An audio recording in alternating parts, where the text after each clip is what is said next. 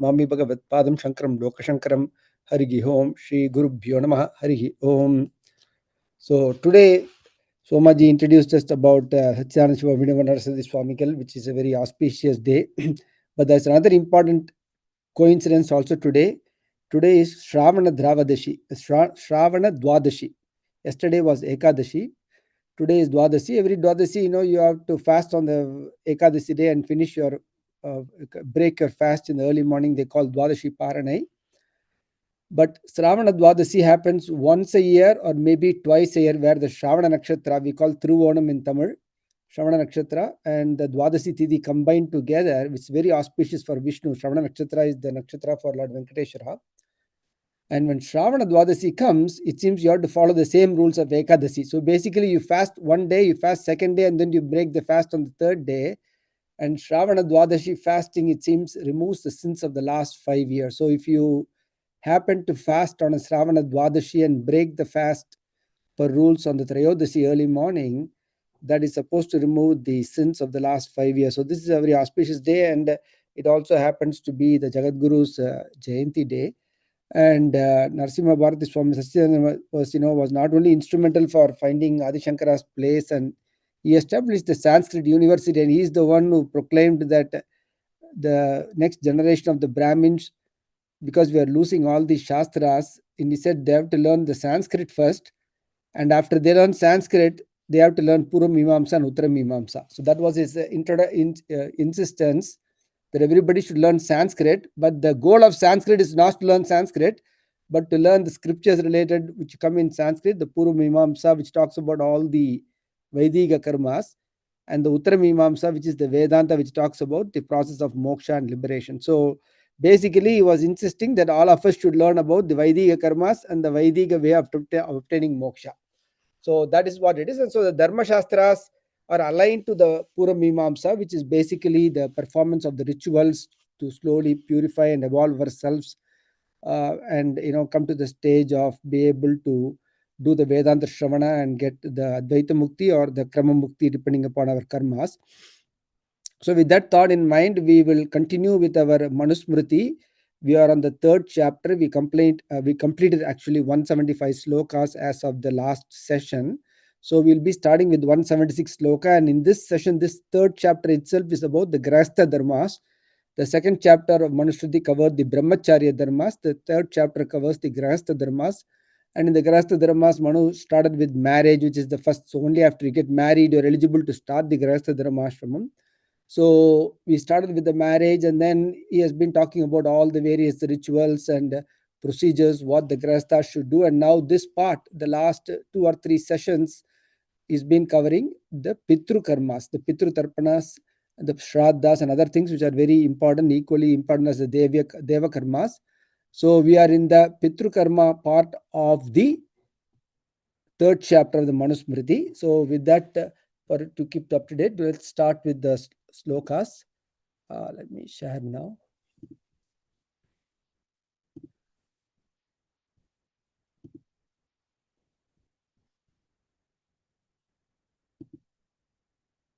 Are you able to see now?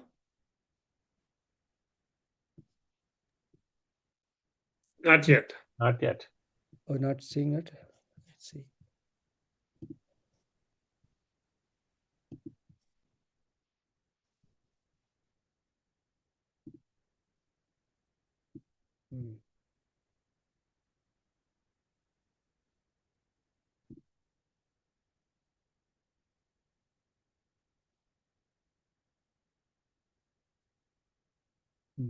It's not showing. Just a second. This, let me put it in mute for a second.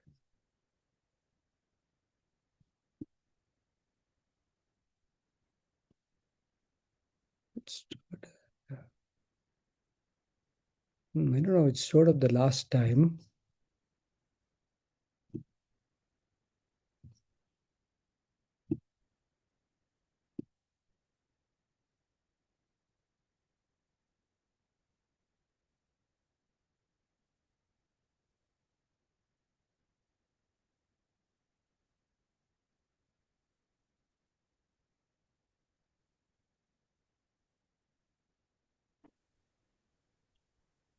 Maybe instead of sharing only, we are able to see now. Okay, able to see now. Okay. So with that, we will start. So we finished with sloka number 175 last session. So we'll go into sloka number 176, which is the beginning of this session. Apanktyo yavatah panktir panktyan bunjanan anupashyati tavattam nafalam tatra data prapnoti balishaham. So what is Manu talking about is he first gave us the criteria about who are the appropriate Shraddha Brahmanas, like who are the Brahmanas who are eligible to participate or conduct the Pitru Karmas. So because the Karta is the one who is performing the Pitru Karmas and the Bhoktas are the ones who are performing and enjoying the offerings in the Pitru Karmas. So the Bhoktas or the Shraddha Brahmanas, Manu is giving very strict criteria who are eligible to participate as the Shraddha Brahmanas and who are not eligible to participate in the Shraddha Brahmanas. So he is giving the criteria for both. And we have listed most of them. He has listed the criteria who are eligible and who are not eligible. And in the next few slokas, he is going to give us the negative consequences, like what if you don't pick up the right Shraddha Brahmana for the Bhokta part in the Pitru Karma. So he's going to talk about that. So it's going to be all some negative implications. Okay, I've told you who to select, who not to select. And if you specifically choose people who not to select, what are the consequences? So again, the Dharma Shastras are beyond the purview of the material sciences. Most of us are, allied to some science or the other. The material sciences believe only on what you can perceive really. That's what is included there. But the Dharma Shastra specifically include topics which is not beyond the material purview. You can neither see them nor you can infer them. You can only see the results either in this janma or another janma. So that is why the Dharma Shastras have to be taken with the concept of faith, and it cannot be really analyzed every bit and piece. There might be some pieces where you can analyze, but most of them you have to take it with faith, because the Vedas themselves tells very clearly, like if you follow the Vedic regulations, you have the benefit in the next world.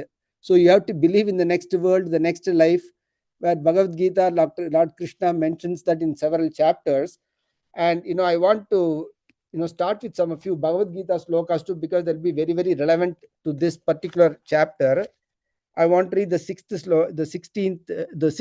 chapter, the Dhyana Yoga chapter, where Arjuna and Krishna are discussing about how to control the mind and what are the consequences if you don't control, and what are the consequences if you control. And the 35th sloka of the Bhagavad Gita, 6th chapter, Shri Bhagavan Vacha Asamshayam Mahabaho Mano Durnigraham Chalam Abhyasena tu Kaunteya Vairagena cha Grishyate. So Krishna is telling Mahabaho Arjuna, the great shouldered Arjuna, controlling the mind is not easy. By abhyasa and vairagya, by practice and detachment only, you can attain the control of the mind. So Lord Krishna is telling that. And then Arjuna asked Krishna, despite you telling, I don't think it's going to be possible for us, and then Lord Krishna is again telling the sloka in sloka number 40, that if you try to control itself, okay, you cannot control, but you're at least attempting to control. And he says you should start practicing that. And he says, Bhagavan Uvacha Partha Naiveha Na Mutra Vinashastasya Vidyate Nahi Kalyana Krut Kashchid Durgadim Tadagachati. So he says Partha Na Iva Na Amutra, because the same term will come in today's slokas. Na Iha Na Amutra. Iha means here, Amutra means in the next life or beyond this life. So Krishna himself mentions that, if you follow this rule, if you don't follow this, you will have no benefit here or no benefit in your next life or the afterlife or what is beyond this life. Whereas if you follow this, Partha Naiveha Na Eva Na Ihe Na Amutra Vinashastasya Vidyate. If you try to attempt to control your mind, you will definitely not have a problem in this life or in the next life. Nahi Kalyanakrut Kachchid Durgatim Tada Gachati. Anybody who is trying to do the good will never end up in a bad state. Durgatim tata gachati says, na durgatim. No, they won't attain the bad state. That's what Lord Krishna gives the assurance. Then he says, Prapya punyakritam lokan ushitva shashwati samaha sushinam srimatam gehe yoga brishtu abhijayate atava yoginam eva kule bhavanti dhimatam etadhi durlabattaram loke janma yad idrusham tatra tam buddhi samyogam labate paurodehikam etate chatato vyuha samsiddho kurunandana. So those are slokas 41, 42 and 43. He says the one who tries to do good and tries his best to control his mind by doing all the good activities, he will after death reach the higher lokas. Prapya punyakritam lokan ushitva shashwati samaha. He will enjoy like shashwatam, long period of life in the higher lokas. And after that, sushinam srimatam gehe yoga brishtu abhijayate. Yoga brishta means one who has fallen down from yoga. He's attempted yoga, but he's not able to complete it. Even that one who is fallen from the yoga, because of his attempt itself, he will attain the higher lokas. And after the enjoying the higher lokas, he will come back to be born in a very rich family, aristocratic family, who are also full of auspicious. There might be rich families, but not doing good things. Then atava yoginam eva kule bhavati dhimatam etathi durlabha taram loke janma yad idrusham.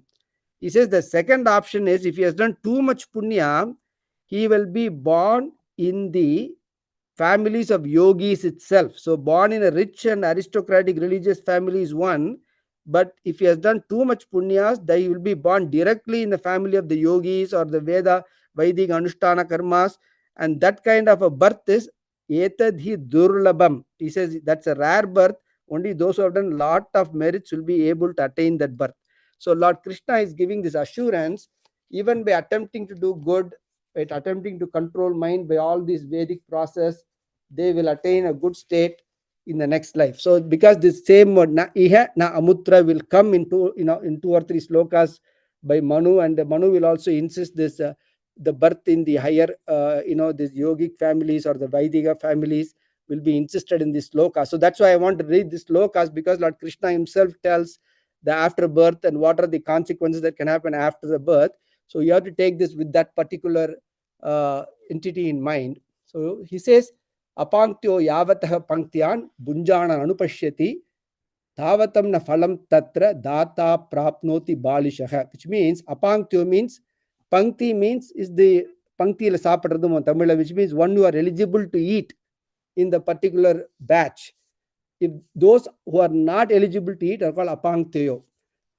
So if apangtyo sits along with the people, the wrong person sits with the right people in the Shraddha food ceremony, then for the one who is performing the ceremony, data prapnoti balisha na phalam, he will not get any fruit, because when the karta is doing the Shraddha karmas, he is trying to get the Pitru's blessings, whereas if he does using the wrong person, he will not get the appropriate fruit, which is the benefit of performing this Shraddha karma. So that is what he is starting with. Vikshya ando navatehe kanaha sashtehe switri satashyatu paparogi sahasrasya datur nashayate phalam. So vikshya ando navatehe kanaha sashtehe switri satashyatu paparogi sahasrasya datur nashayate phalam. He says ando means one who is blind.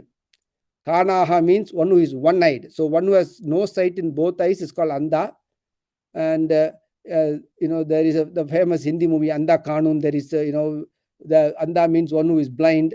So kanaha is one who is able to see only with one eye.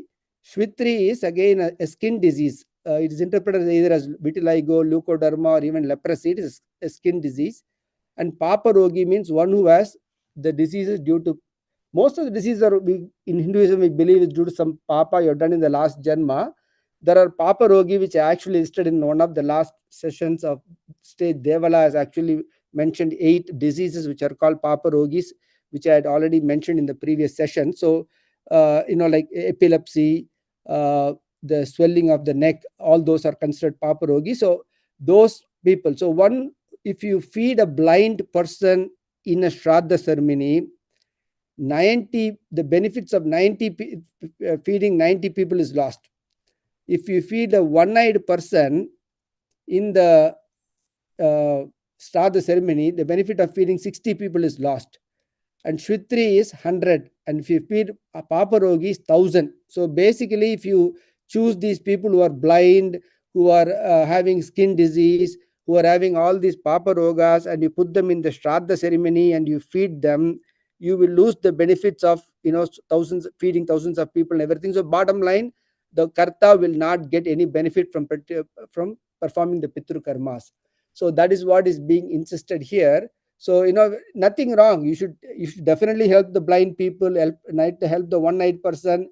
You should help the sick and people, but you're not going to put them in sitting in a Shraddha ceremony, because I already mentioned in our previous lectures that Lord Shani will be very, very happy if you take care of the handicapped people and the people who are severely debilitated. That is one way of doing Shani Preeti, but you are not going to have them sit in the middle of a Shraddha ceremony and eat that. That's what is being mentioned here. Yavataha samsprished angair brahmanan shudra yajakaha tavatam na bhaved dhatuhu phalam dhanasya paurtikam. So sloka number 178, Yavataha samsprished angair brahmanan shudra yajakaha tavatam na bhaved dhatuhu phalam dhanasya paurtikam. So Shudra Yajakaha means if a Brahmana keeps performing Vedic rituals for the Shudra people, if you put that Brahmana to come and officiate in your Shraddha ceremony, that Brahmana, whoever he touches in the ceremony, whatever the benefit the Karta gets by feeding those people, let's say there are 4 other Brahmanas officiating in the ceremony along with the Shudra Yajaka. The Sudra Yajaka his skin happens to touch his samsprished angair. Just by, sometimes when they're moving, their bodies touch each other.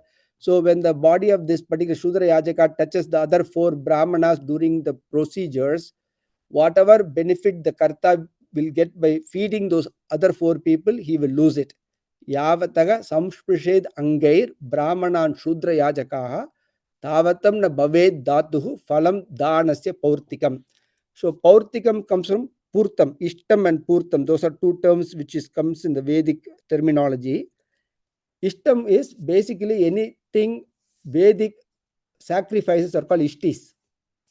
And purtam is doing good activities which are not fire sacrifices. Anything other than fire sacrifices like feeding the Brahmanas, giving danas, constructing wells and temples, those all will come under purtas. So Ishtas and Purta. So for the Paurtikam, so the Karta will not get the phalam of doing this Purta, which is feeding the Brahmanas, he will not get. So basically, if a Shudra Yajaka means a Brahmana who constantly performs yajnas for Shudra people, if he is made to sit in the Shraddha ceremony, whoever that person touches during the Shraddha ceremony, the Karta will not get the benefit of feeding those other people. So when you choose sick people to sit in the Shraddha ceremony, it says what are the benefits you will lose. So now Shudra Yajaka. Next comes Vedavicha api vipro asya lobat kritva pratigraham vinasham vrajati shipram ama patram ivambasi. Vedavicha api vipro asya lobat kritva pratigraham vinasham vrajati shipram ama patram ivambasi. So Manu and Valmiki and all, they had these poetic skills which are inborn to them, and they will give you all these examples. We say Upamanasya Kalidasa is the very famous statement in Sanskrit. Nobody can give examples like Kalidasa, but Kalidasa himself came long after Valmiki Maharishi, Vedavyasa Maharishi and Manu and all. But these people give all examples. There are a lot of examples, with Madhu keeps giving. This is another example he gives. Ama patram ivambasi means, in the olden days, the pot, clay pot, they will make the clay pot. The clay has to be heated to particular temperatures, and then it has to make to some partially dried state, and then only they can make the pot. Then the pot will be strong. But if a half-baked clay is used to make a pot, as soon as you put that half-baked clay pot in the water, it will dissolve. Whereas if you take a nice well-made clay pot and put in the water, it will not dissolve. It will be helpful for you to actually carry the water from the river or the well or pond, wherever you want to carry. In olden days, they used to have only this manpanes, the clay pot, to carry water from the wells, the rivers, or the ponds. And he's telling that if a half-baked clay pot is put in the water, as soon as you put it in the water, it will dissolve in the water itself. Whereas a fully baked clay pot will actually be able to sustain the water and carry the water for you. So ama patra vivambasi means this is like using unbaked clay pot. It will dissolve. What is he saying is, even if you are a Vedavit, which means if you are well learned in the Vedas, you go and accept. He's giving this as a side point because he made about the Shudra Yajaka. So Shudra is if a well-learned Brahmana goes and gets pratigraham from a Shudra Yajaka, he will lose everything like an unbaked clay pot getting dissolved in water easily. All his merits will get dissolved. So what is pratigraham? We talked about dhanam and pratigraham. Dhanam is giving donation. Pratigraham is accepting donation. We talked about the Shat Karmas for the Brahmins. Brahmins are allowed to learn everything. Brahmins are supposed to have mastery of all fields: warfare, economy, agriculture, even how to make a shoe, all the works, even the menial work. The olden day Brahmanas, they were supposed to be a master of all fields, but you're allowed to do only 6 things. You can master all fields, but you can only do 6 things. Dhanam, pratigraham, you can give donation, accept donation. Yajnam, yajanam, you can perform sacrifice, you can help other people perform sacrifice. Adhyayanam, adhyapakam, you can learn Vedas, you can teach Vedas. So only 6 karmas. Brahmanas are called Shatkarma Nirathas. They are called one who does all these 6 karmas are the real Brahmanas. So he says, even if you are a learned Vedavid, if you go and accept danas from a Sudra Yajaka, because this is in connection with that, because you have to read the commentary for the Manusmriti to why suddenly the sloka comes up, because the previous word Sudra Yajaka comes, the commentators tell Manu is presenting this as a continuation of the previous term. So those who get, so in the previous sloka I said, if you include the Sudra Yajaka in your ceremony, the benefit will not come whoever he touches. Here it tells, if you go and get dana from Sudra Yajaka, all your merits will get dissolved as if like a unbaked clay pot put in water. So the next sloka is Soma Vikrayine Vishta Vishaje Puyashonitam Nashtam Devalake Dattam Apratishtam to Vardushav.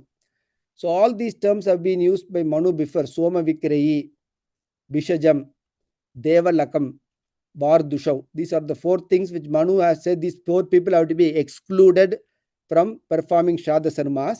So he's telling, if you include a Soma Vikrayi in your Shraddha Karmas, if you include a Bishaj means, I said, the doctors, physicians are said to be very impure because they are dealing with pus and blood and everything every day. So physicians are good for the community, but physicians are not good for the Pitru Karmas because they are considered impure because of their profession.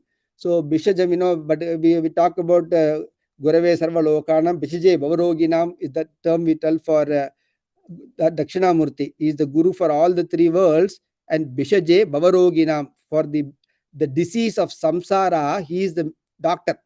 So we say Lord Shiva is the doctor for the removing the disease of samsara. So Bishajam is a good term. Bishajam, all those come from, are the terms for physicians. So Bishajam, then Devalakam means one who is doing worship of the idols of the god for money. So one who is doing it as a profession, worshipping the idols of the god as for money. And Vardusho means one who is giving money for interest. So he's giving loans to people and he's trying to make money out of interest. So Soma Vikrayine Vishta Bishaje Puya Shonitam Nashtam Devalke Dattam Apradishtam to Vardusho. So if you include a Soma Vikrayi, which means one who sells this Soma, and the meaning of this was actually given very detailed in one of our previous slokas. So what it really means, Soma Vikrayi means the Soma is one of the particular creeper, which is a herb which you use in certain sacrifices. In fact, Soma Yagas, there is a big set of Yagas in Vedic Karmas called Soma Yagnas, where you have to actually use the Soma creeper as an offering in the fires. So this Soma, if you are doing it purposefully you are doing the Soma Yagas for money to all people. Whoever wants to do Soma Yagas, okay, I'll come and do for you, don't worry. That is one meaning of the Soma Vikraya, because selling the creeper is very simple thing. You are harvesting the herbs and you are selling it. That may not be a big sin actually, but it's still the Soma, because it's a yajna thing, you're not supposed to sell it, you're just harvest it yourself and use it. But what the real meaning the commentators are telling is, one who is selling the Soma Yagas, okay, you want Soma Yaga, I'll do it for you. Give me this much money, I'll come and do Soma Yagas for you. So doing it randomly for any people, because Soma Yagas have to have real Anushtanas. People only who are following this Achara and Anushtana very strictly, only they are even eligible. The Vajpayis and Agnihotris, they are the ones who are even eligible to do the Soma Yagas. Even all of us who do really Sandhyavana may not be eligible for that. So doing the Soma Yagas haphazardly to whoever for money, that is actually the meaning of the word Soma Vikriyi, according to the commentators. If you include a Soma Vikriyi in the Shraddha Bhojana, it becomes Vishta. Vishta means like waste product. So this is two meanings here again. The Vishta, and then Vishaje Pusha Yonitam means Puya Shonitam. Puya Shonitam means pus and blood. So if you give it to the physician, the food turns into pus and blood. The first thing, it turns into waste product. The second thing, it turns into pus and blood. Nashtam Devalake means if you give to one who is worshipping the idols for money, Nashtam means that food itself will disappear. Apratishtam to Vardusho. Apratishtam means it has no existence also. Basically, Dattam, Nashtam and Apratishtam are little bit similar, but there is a very subtle difference. I don't want to spend time between Nashtam and Apratishtam. Basically, if you include a Devalakkan in your Shraddha ceremony, or if you include Vardusha, one who gives money for interest in the Shraddha ceremony, those food will go into waste. So what it means is twofold meaning again, because we'll have 4 more slokas relating to this. One interpretation is because you are using the Brahmanas to indirectly feed your Pitrus. So the Brahmanas are the vehicles through which your Pitrus, the Pitru, Pitamaha, Prabhitamaha and all, the Rudra, Vasurudra, Adityas in their form, take the food. So you feed the Brahmanas, and through the Brahmanas, you are actually feeding your Pitrus. So it means that if you give to the Soma Vikrayi, the food turns into waste product for your Pitrus. If you feed a physician, it turns into pus and blood for your Pitrus. If you feed a Devalakan or a Vardushav, it doesn't even exist for the Pitrus. So that is one interpretation. The second interpretation is they will be born. So for example, if a Karta is including a Soma Vikriyi or a Bishajam in his father's ceremony, he will be born in the next Janma as somebody who eats waste products or somebody who eats pus and blood. Like for example, the worms feed on pus and blood, the mosquitoes feeds on pus and blood. So those are examples. So the commentators, in fact, the 2 big commentators, Medaditi and Narayana, they are the ones who one gives this interpretation, one gives the other interpretation. And in fact, when Vaidyanatha Dikshidhar mentions that, he includes both the interpretations in his Smriti Viktapalam. So basically it says, if you feed the wrong person, the Pitrus will not get the appropriate food products, or the Karta will be born in a very lower Janma in his next birth. So that's what is the interpretation of this sloka.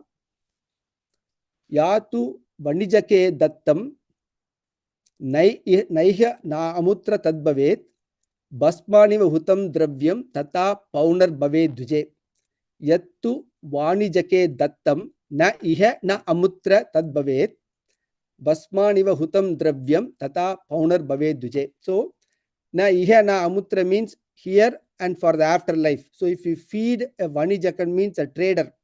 So if you put a trader in the Shraddha ceremony and feed him as a representative of the Pitrus, that particular Datta means whatever you give it to him will have no benefit in this life as well as in the next life. So basically, if you feed a trader, whatever the benefit the Karta is supposed to get in this life and next life for feeding the Pitrus, he will not get it.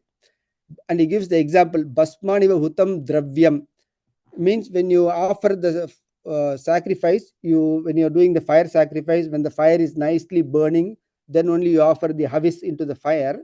But if you offer the havis into the ash, it's not going to only if the Agni is really burning, it can take the offerings, whatever you are giving to the Devas and other people.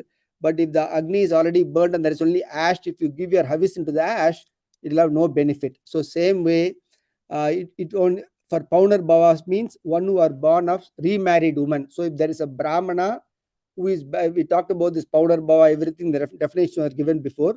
If a remarried, if a Brahmana who is married, who is born to a remarried woman, so the woman's husband died or she left her husband and married a second person. So when the woman has a second marriage and the child born to the woman of the second marriage is called Paunar Bhavan or Punar Bhavan. That one, if is included as Shraddha ceremony, then it is like offering Havis into the ash. It will not have any benefit. So basically, if you give to the trader or to the Paunar Bhavan in the Shraddha ceremony, it will have no benefit. It doesn't say anything bad, but it says you won't get any benefit at all of performing that particular ceremony. Next comes Itareshu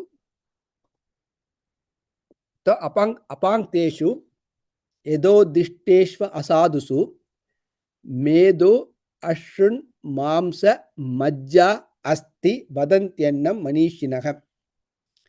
Itareshu to Apankeshu Eto Dishtetsva Asadushu Medo Asrin Mamsa Majja Asti Vadantyannam Manishinaha. So Manishinaha is again a term given for very revered people. People who are very highly knowledgeable, who are following the acharas and anushtanas well.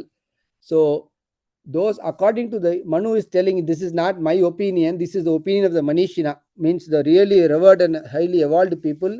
According to their opinion, the other people, because he only mentioned like 4 or 5 groups. He mentioned the Bisajam, which is the physician, the Devalakan, which is the one who does idol worship for money. Then he mentioned about the Vanijakam, the trader. He mentioned about the Paunar Bhavan. He mentioned only like 5 or 6 people in the last 3 slokas. Whereas when you read the original list, he mentions about 30, 40, Mahishika, Aurbriko, the one who takes care of the buffalo, one who takes care of the goat. He gives a big list. So now he is summarizing. I have listed 3 or 4, but the others, anybody else who I have already listed as unfit for the Shraddha ceremony, Apankeshu means they are not fit to sit in the Shraddha ceremony. If you include them, Asadusu, those people are not sadhus, they are not considered sadhus, asadu, they are not the very holy people. If you include these unholy people in the Pankti, what is the problem? He says, this is not my opinion, this is the opinion of the revered people. Medo means fat, Asrin means blood, Mamsa means flesh, Majja means bone marrow, Asti means bone. So these are the layers. If you lay, according to medicine, there is one way how we layer the body. According to our Ayurveda and our according to Vedas, there are like 7 layers of our body. It starts with Twak. Twak is the skin. Below the skin is fat. Then comes the blood. Then comes the muscles, then comes the bone, and then comes the bone marrow, and then comes the nerve. So there is 7 layers they will give. So he mentions about 5 of them. Medo is fat, Ashwin is blood, Mamsa is flesh, Majja is bone marrow, Asti is bone. So if you include those Apankti, the people, the Asadusu, the one who are unholy people, if you include them in the Pankti, they are not fit for the Pankti, you will turn the food into fat and blood and flesh and bone marrow and bone for your Pitrus, or you will be born in the next Janma, which will be feeding on this blood and bone marrow, all those stuff. So that is kind of what the Mani is summarizing. Basically is giving you the negative effects of including the wrong people to sit in the Shraddha ceremony. Apankti upahata panktihi pavyate yair dvijotamaihi Tan Nibodatta Kartsneya Dvija Pankti Pavanan. So now Manu, after giving all these bad effects and threatening us with all those things, he says, now I will give you some relief also. Apanktyo upahata panktihi pavyate ye dvija uttamaihi tan nibodata kartsneya dvija agrayan pankti pavanan. So he says, pavyate, pavyam, pavana, we call Lord Vishnu as Parama Pavana, means one who is supremely pure, P-U-R-E, not poor, P-U-R-E, pure. Parama Pavana, means one who purifies is called a Pavana. Pavana Sutta is also Hanuman's name. For two, is Pavana in the sense he is son of the wind god, but he is also a purifier. So, Pavana. So basically, Pavyate means one who purifies. So there are people who can purify this Pankti. So even if you have wrongly included people, there are some people who can purify even this unholy Panktis. They are Dvija Uttame. They are Dvija Uttama means that they are the best of the Brahmanas. Uttama means the best of the Brahmanas, Dvija Uttamas. And they also use the term Dvija Agrayan. They are the captains. Agraya means the forefront. Agra means the first. So they are the first among the Brahmanas or the topmost Brahmanas. So the topmost Brahmanas are the best of the Brahmanas. If you include them in the Pankti, they have the capacity to nullify the effects of having unholy people also. So he said these are the unholy people, and these are the problems you will get if you feed the unholy people. And now he is telling, I will give you a list of Pankti Pavanas. If you include the topmost Brahmanas or the foremost Brahmanas. So Dvijagriyan is foremost Brahmanas. Dvija Uttame means the best of Brahmanas. So those are the two terms. If you include those Brahmanas, they have the ability to purify the Pankti Pavanan, which means they can purify the Panktis. Agreha Sarveshu Vedeshu Sarva Pravatineshu Cha Shrotriyanvaya Ajaschaiva Vigneya Pankti Pavanaha. Agreha Sarveshu Vedeshu Sarva Pravatineshu Cha Shrotriyanvaya Ajaschaiva Vigneya Pankti Pavanaha. So he says, which means Sarveshu Vedeshu, one who knows all the Vedas. Basically, his Vedic knowledge is very good. And not only that, Pravatineshu cha, he is also able to expound the Vedas to other people. Those are the foremost people who are Pankti Pavanas. And not only that, Shrotriya Anvaya Ajaschaiva means, Ajaha means birth. One who are born in the Shrotriya family. Shrotriya means one who is well versed in the Veda and the Vedic meanings is called Shrotriya, because next to Shrotriya is only Brahmanishta. One who can directly see Brahman is called a Brahmanishta, but you have to be Shrotriya first to become a Brahmanishta. So one who is born in the Shrotriya families, they themselves, if you include somebody, that's why Manu has mentioned the slokas before we are discussing 2 or 3 sessions ago. If there is somebody whose father is very well learned in the Vedas, but the son is not well learned in the Vedas, that is one person. The other person is the son is well learned in the Vedas, but the father is not well learned in the Vedas. If you have to pick from the two, Manu says pick the first one, which means if the father is well learned in the Vedas, the father follows all Anushtanas, the son, as long as son is not in bad quality, like bad behavior, he acts the first preference, it seems. One who is born in the lineage has a greater preference than who actually becomes better on his own. So the lineage counts more than your own betterment. But he says that they are also those who have capably raised themselves as becoming Veda experts by themselves, even though the family is not great in Vedas, they are also okay. But actually Manu gives them only second in line. The first in line is if you are born in the Shotriya Vamsha, that itself gives you a preference. And that's what Lord Krishna was telling in the slokas, that it is very rare to get birth on those, because that birth itself is purifying for you. So Agre Sarveshu Vedeshu Sarva Pravasineshu Cham Shotriyan Anvaya Ajaschaiva Vigneya Pankti Pavana, means Vigneya means know that these people are considered Pankti Pavanas. They can purify the Pankti even if some unholy person sits in the Pankti. He also gives he's going to list these. Again, this has all been listed before too. I think he's just reiterating them. Trinachiketaha Panchagnihi Trishuparnaha Satangavit Brahmadeyatma Santano Jeshta Samaga Evacha. So we already talked, Manu's already told about this before. One who has seen the end of the Yajurveda, one who has seen the end of Bhakvricha. Bhakvricha is Rigveda, and one who has seen the end of Chandoga, which is Samaya Veda. They are all considered very, very appropriate people for Shraddha Bhojanas. And he says among the Yajurveda, among the Rigveda, among the Samaveda, he says Samaveda is the best. So if you have a Samaveda expert, and Manu gives that example, Smriti Mukta Phalam, Vaidyanatha Dikshidhar quotes from one of the Smritis, that you can travel all around the world. You can climb mountains, you can hunt in the forest. If you can find a Samavedi who has known the best of Samaveda, if he can come and sit in the Sraddha Brojana, that is the greatest thing you can do for your Pitrus. So Manu is now giving a little briefer version. Manu himself has mentioned this end of Veda Paraga. He says Yajurveda Paraga or Bahuvricha or Chandogas, who has seen the end of all these. He is the great expert. Now he is little bit giving a little shorter version of that. Trinachiketaha, Panchagnihi, Trisuparnaha, Shadangavit, Brahmadeyatma Santano, Jeshta Samaga Evacha. Now he says, even if you don't know the whole of Yajurveda, if you know the Trinachiketaha, there is a part of the Yajurveda, Taittiriya Brahmana, which comes, it comes in the before the Kathopanishad actually it comes, and the Kathopanishad follows because the Kathopanishad actually, when Yama is giving instructions to what is his name of the boy? The famous Yama gives instruction to that person only in Kathopanishad. Nachiketa. That's the name. The Nachiketa is the name there. So when Yama is giving his instructions to Nachiketa, Nachiketa asked 3 boons, and one of the boons is actually asking about the sacrifice to attain the Swarga, and that is called, and Yama says this sacrifice itself will be named from you as Nachiketa. So there are 3 anuvagas of the 3 Nachiketa, where Yama describes to Nachiketa how to attain Swarga.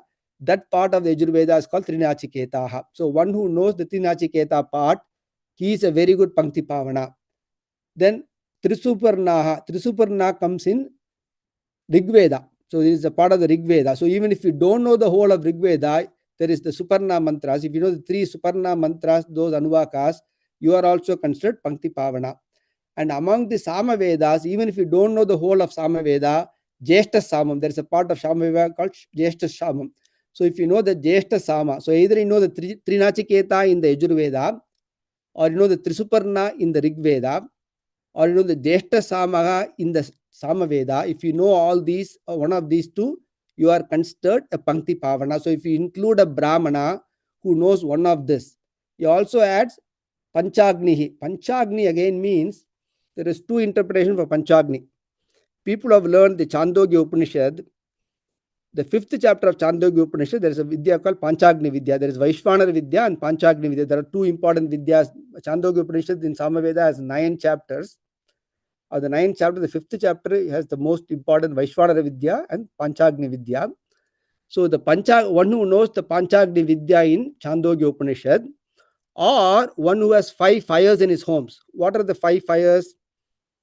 Ahavaniya, Garhyapatya, Dakshinagni, which are the 3 Vedic fires.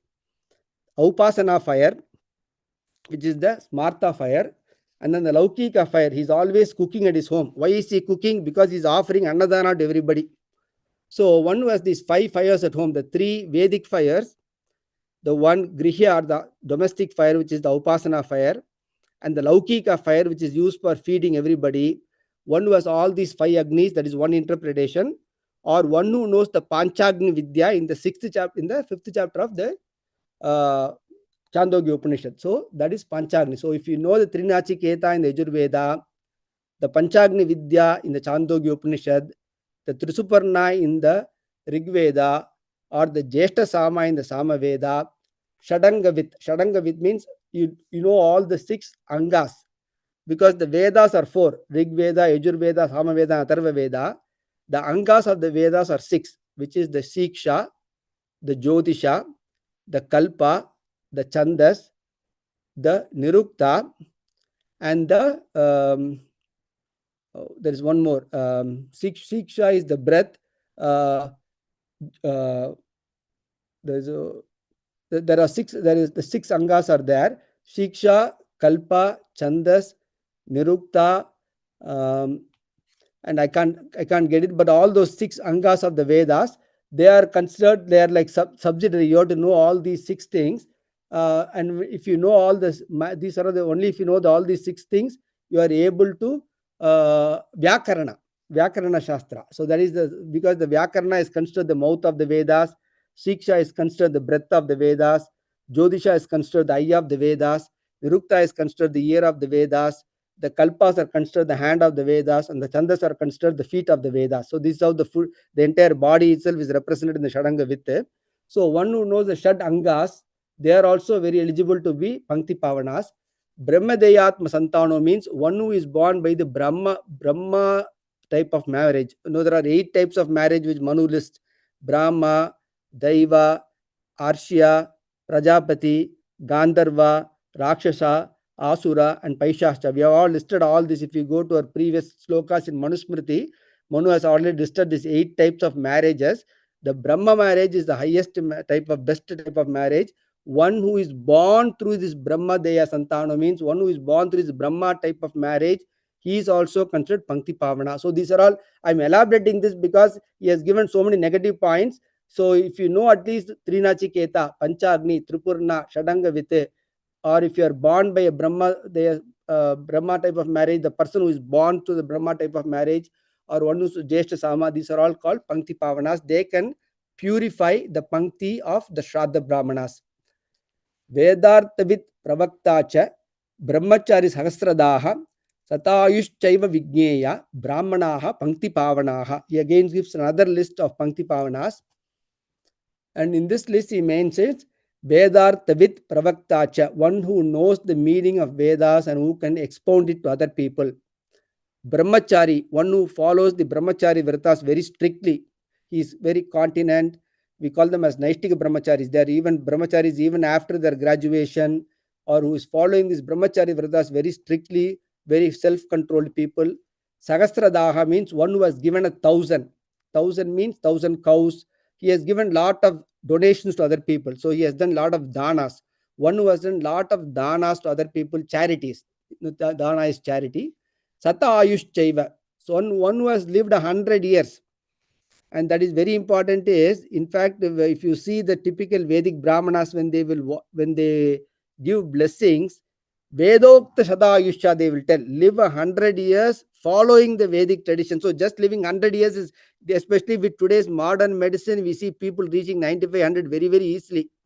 So living 100 is not the matter. Living 100 according to Vedokta, living the, the Ishavasya Upanishad says that statement, the first lines of the Ishavasya Upanishad says, live 100 years performing all the Vedic rituals. So that is what is Vedokta Satayusha means.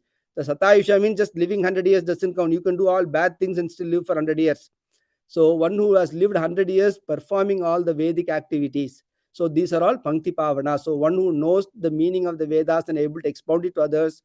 One who is able to follow the Brahmachari Vratas. One who has done a lot of donations and charities. One who has lived 100 years of Vedokta life. These Brahmanas are also called Pankti Pavanas, means if you sit them in the Shraddha ceremony, they can purify even if there are unholy people sitting in the Shraddha ceremony. Now Manu is coming to the actual performance of the Shraddha itself. So far he is only to listing who are the good people, who are the bad people to sit. And if you select the bad people, what happens? Now only is actually starting the protocol of doing how to start the procedure. Purvedyur Aparedyurva Shraddha Karmani Upastite Nimantraye Traivaran Samyak Bipran Yataudithan. So Purvedyu Aparedyurva Shraddha Karmani Upastite Nimantraye Traivaran Samyak Bipran Yataudithan. So he says, let's say your father's annual ceremony is coming. He says, actually you should go and invite the priest the day before or on the same day. Purvedyu means the day before, or Aparedyu means the next day. And there is again two interpretations. Some people interpret it as 2 days before and 1 day before the ceremony. Again, the commentators differ on this particular word. Purvedyu, Aparedyu means either the day before or on the same day of Shraddha, or they say the 2 days before the Shraddha and 1 day before the Shraddha. Anyhow, you should not invite them too long ago, but in olden days, there used to be too many Brahmanas, so it would be easy. But now we have to tell our priest 2-3 months ahead that only they are available that day. That is our unfortunate situation now. But it says that you should only invite them 2 or 3 days before. And once you decide this is the Shraddha Tidhi, then you go and invite them the day before or the same day. And you have to invite at least 3 people. Traivaran, and Manu was given the numbers of how many peoples. We have discussed those numbers in our previous chapters. I mean, in the previous slokas. And so when you decide the Shraddha Tidhi, the day before or the same day, or the day 2 days before or the day before, you should choose 2 days to go and invite the appropriate Shraddha Brahmanas and like appoint them. You have to appoint them, it seems, actually, before the procedure itself. The reason why you have to appoint them before, we're going to see it soon, why Manu wants you to appoint the day or before, not on the, like at least little bit before the Shraddha ceremony is, Nimantrito Dvijaha Pitre Niyatatma Bhavet Sada Nacha Chandam Shadiyita Yasha Shadam Chatad Bhavet. Nimantrito Dvijaha Pitriye Niyatatma Bhavet Sada Nacha Chandamsi Adiyita Yasha Shadam Chatad Bhavet. So one who is been appointed. So let's say you have gone and appointed, you have invited 3 priests for officiating in the Shraddha ceremony. The people who have been appointed, they should immediately start following rules, it seems. Once you get appointed for performing the Shraddha ceremony, and one who is going to do the Shraddha ceremony, Tad Bhavet means the one who is going to do, the Karta and the Bhokta, both of them, immediately once the appointment comes itself, rules come along with the appointment, it seems.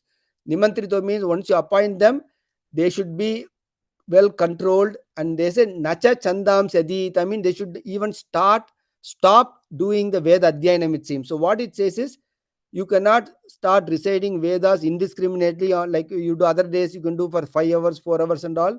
Once you get appointed for Shraddha ceremonies, you should minimize your Veda Adhyanam, both the Karta and the Bhokta, and they should remain self-controlled. So it is advisable not to chant too many Vedas on the day before, as soon as you get appointed for the Shraddha ceremony, it says.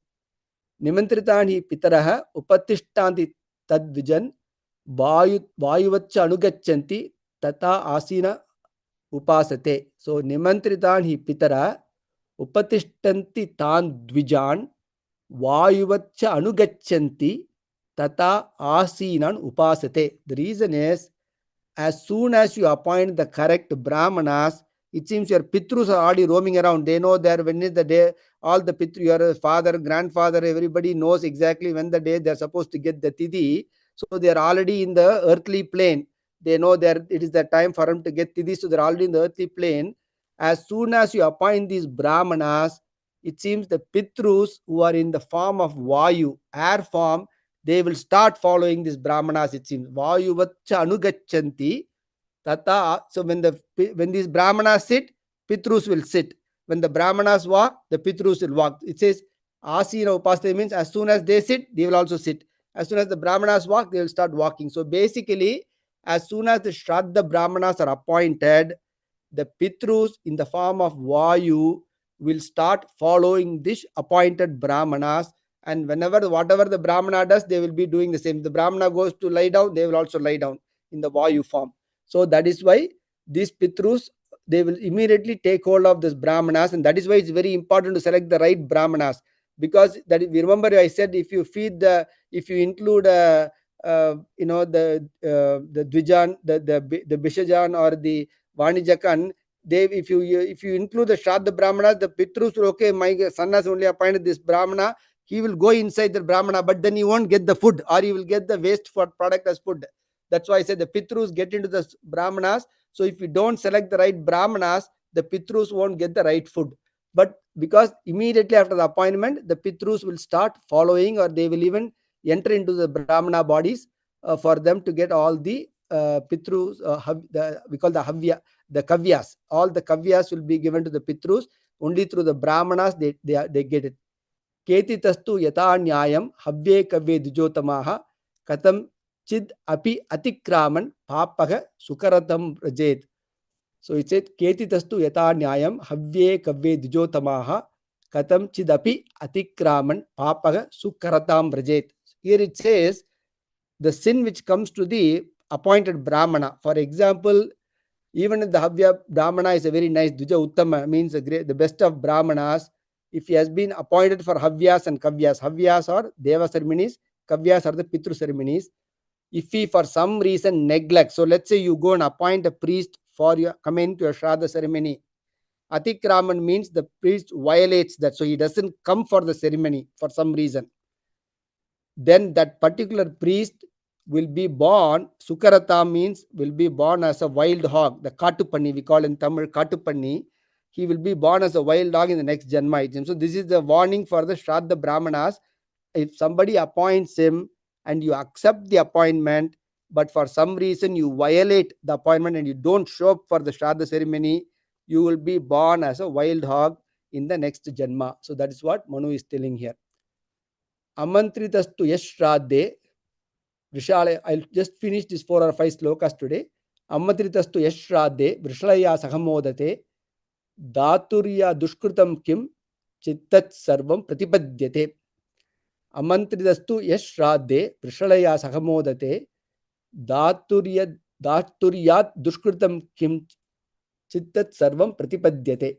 What it says is, if the Brahmana who is appointed, again, these are all the warning for the appointed Brahmana, not for the Karta, the performer of the Shraddha ceremony, one who is going to officiate in the Shraddha ceremony.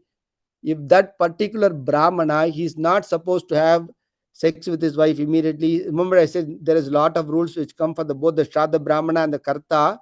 So if he has Sahamodate, means if he has, intercourse with his wife or and other things, immediately what happens is, whatever the sins the Karta has, it will come to the this person. So if everybody is born with some sins, all of us have sins, so the sins get transferred from the Karta to the Brahmana. So if the Brahmana who is appointed does not follow the rules of Brahmacharyam, immediately he gets all the sins of the performer of the Shraddha Karmas. So again, it is warning for the Shraddha Brahmanas who are appointed, they should also follow the rules.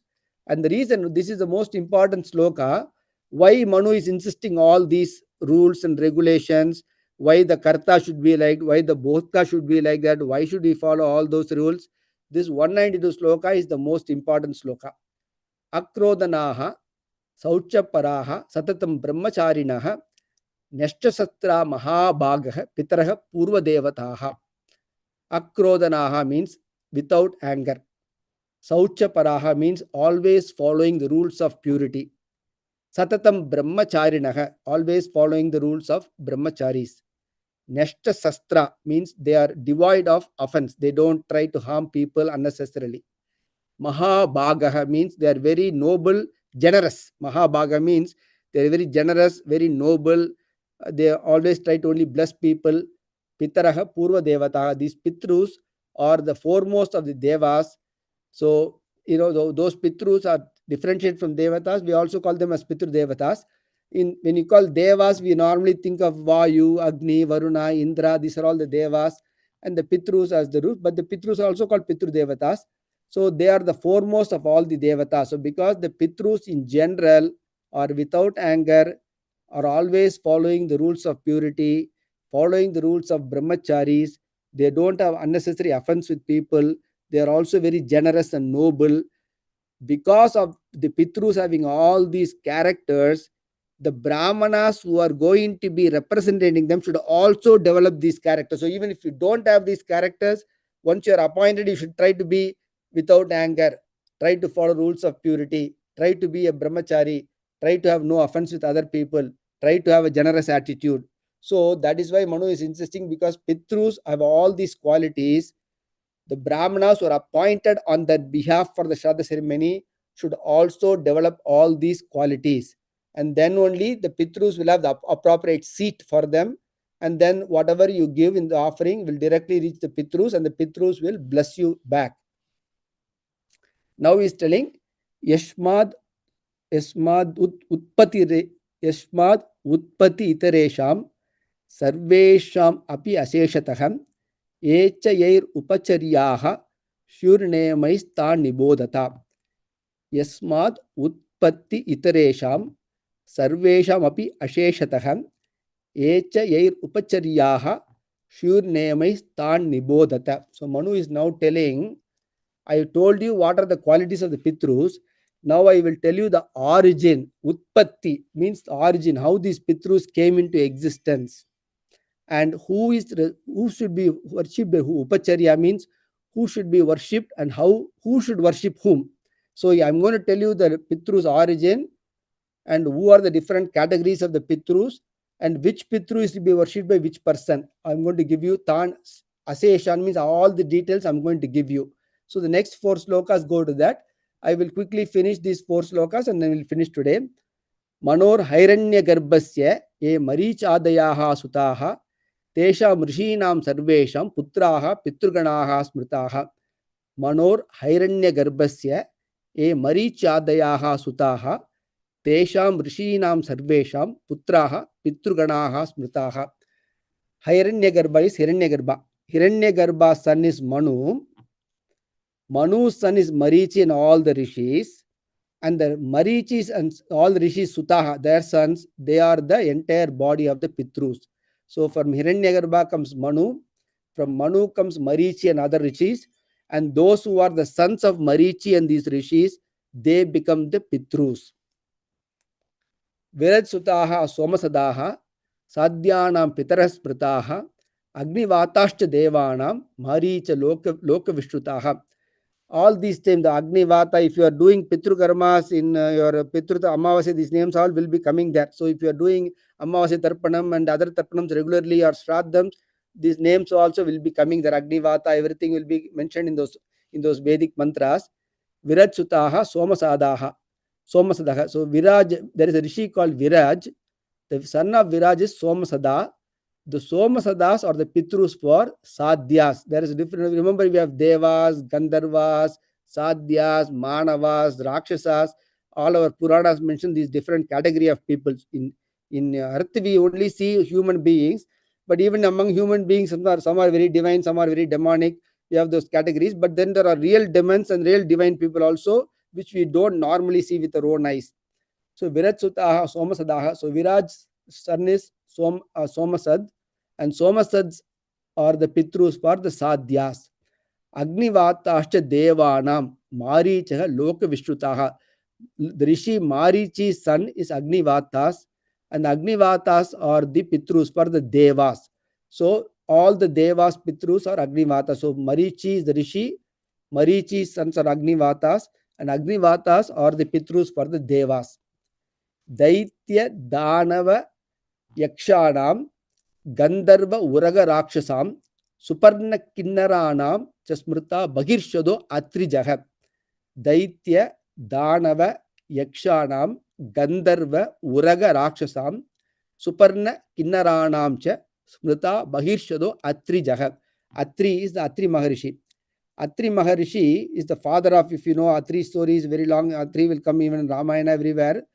Atri is the father of the 3 important people, Lord Dattatreya, Chandra, and Durvasa Maharishi. They are all sons of Atri Maharishis, but Atri also other sons. Atri's sons are Bahirshads. And the Bahirshads are the Pitrus for all the above. Daityas, Danavas, Yakshas, Gandharvas, Uragas are the snakes, Rakshasas, Suparnas are the birds, and Kinnaranam who are like half bird, half man, half animal. So all these, for all these groups of people, Atri is the father, Bahirshad is the son, and Bahirshad is the Pitru for all the other groups.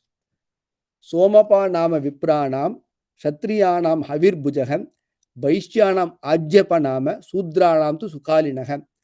Somapa Nama Vipranam. So Vipras means Brahmanas. For the Brahmanas, Somapa are the Pitrus. For Kshatriyas, Havir Bujas are the Pitrus. For the Vaishyas, Ajyapa are the Pitrus. And for the Shudras, Sukalinaha are the Pitrus.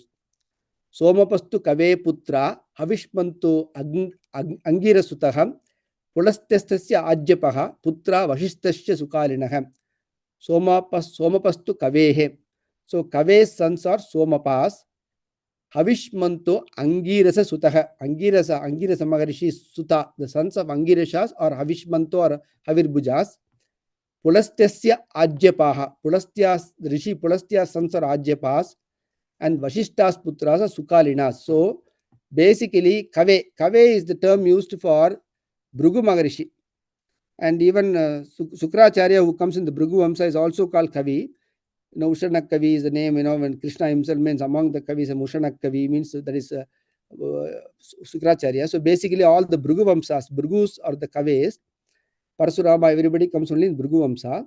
So among the Kave or the sons of the Kave or the Somapas, Angirasa, the Rishis Angirasa's sons are the Avishmant or Havirbujas. The Rishis Pulastya's sons are the Ajyapas and Vashishta Sukalina. And we saw in this previous sloka, Somapas are the Pitrus for the Brahmanas, Havirbujas for Kshatriyas, Ajyapa for the Vaishyas, and Sudra Sukalina. So Manu is taking everybody back to the Rishi. Who is the Rishi? Who is their sons? And these sons are Pitrus or which group? Agni Dagdan, Anagni Dagdan, Kavyan Bairshadastata, Agnivatamsha Saumyamsha Vipranameva Nirdishet. Agni Dagdan, Anagni Dagdan, Kavyan Bairshadastata, Agnivatamsha Saumyamsha Vipranameva Nirdishet. Vipran means the Brahmanas. The Brahmanas should be well versed in all these groups, Agni Dagdan, and maybe in the next class we will discuss about who are Agni Dagdas, Anagni Dagdas and all. But with this part, actually Manu is actually giving us the entire list of the Pitrus, who are the Pitrus for which groups of people. So when the Devas are doing Pitru Pujas, they are supposed to do for the Agnivatash. When human Brahmanas are doing the Pitru Pujas, they are doing for Somapas. So that is how we have to take this into consideration. So this is kind of the group of all the Rishis and the Pitrus, the origin of the Pitrus. So today's we covered that who are the origin of the Pitrus, what are the qualities of the Pitrus, what are the qualities of the Brahmanas who are representing the Pitrus, and what will be the bad effects if you choose the wrong Brahmanas, and if you even choose the wrong Brahmana, who are the Pankti Pavanas who you can use to mitigate the effect of having the wrong people in the Brahmanas. So all these have been listed today in our session today. So I will finish with that today and we'll start with sloka 200 from the next class. Mangalam Koslendraya Mahaniya Gunate Chakravarti Tanujaya Sarvabhaumaya Mangalam Shriyakantaya Kalyananadeyade Artinam Shri Venkatanivasaya Srinivasaya Mangalam. Thank you so much, Jambuji. It's very well done on this. Again, so many details. I think most of these things, more and more you read about it, talks about the Shraddha part of the Shraddha ceremony. How much Shraddha you have in what you prepare, who you call it, and you just make sure that you get the best in every one of them. And how much not only the person who's performing the ceremony, but also the person who he's calling about the Shraddha, what they have to do. I think that's a clear learning. I think there's a lot of detail in it, but that's really nice to see. That is such a core piece which we all feel also. I think if we take that Shraddha and do whatever we do, the phalan will be there. Our mind should be focused and Shraddha should be there. Thank you so much. I think we'll continue with more questions after this. Meanwhile, I'll just finish off with the Mangalam and then give a few minutes. We'll have the continuation given.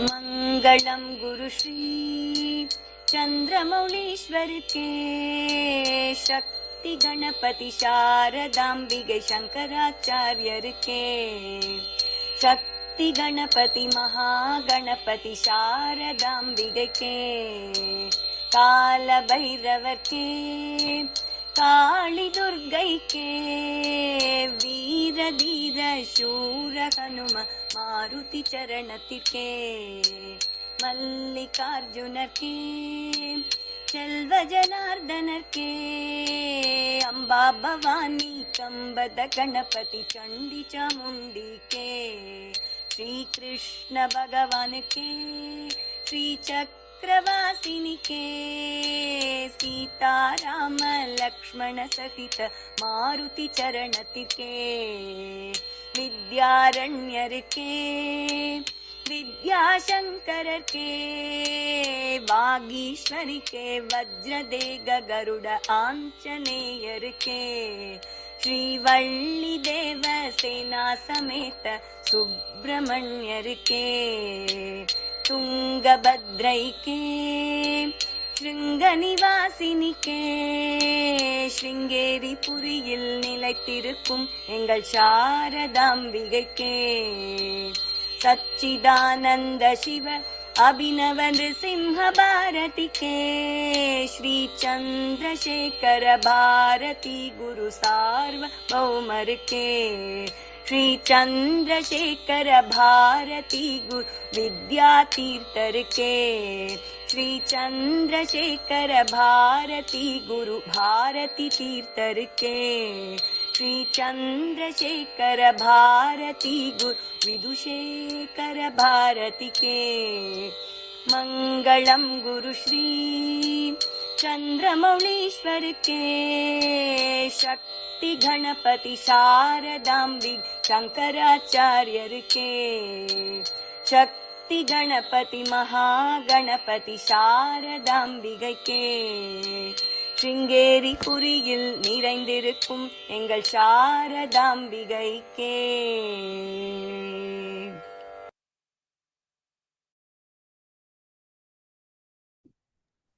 Thank you, sir. Thank you so much. Stop the live for a second.